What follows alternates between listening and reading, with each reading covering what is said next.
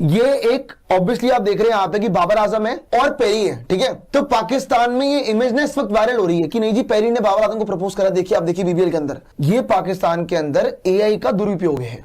मतलब एआई बनाया गया है इन चीजों के लिए, और पाकिस्तानी यही कर सकते हैं। वहां पे ये इमेज सर्कुलेट कर रहे हैं हर सोशल मीडिया प्लेटफॉर्म पे कि पेरी ने बाबर आजम को प्रपोज कर दिया। वाह, मतलब अनपढ़ता और पाकिस्तान, मेरे को लग रहा है कि ये दोनों के दोनों पर्यायवाची है, एक साथ ही चलते हैं सिनोनियम है, एक साथ ही चलते हैं भाई, ये दोनों का मतलब ही सेम है।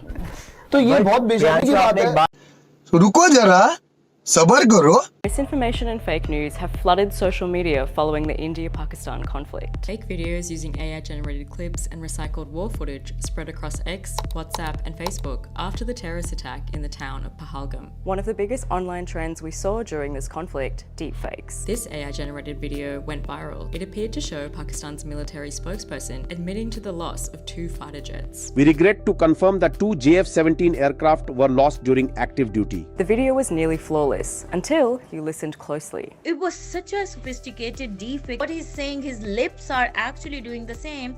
It was such a perfect lip sync. The only thing that I could differentiate was the dialect of Urdu. Some words that, like the Indians cannot pronounce in Urdu. Another example was multiple outlets posting this video, claiming it to be an attack on Pakistan's Karachi port. Indian Navy from the Arabian Sea has launched an attack on Karachi. But this was false.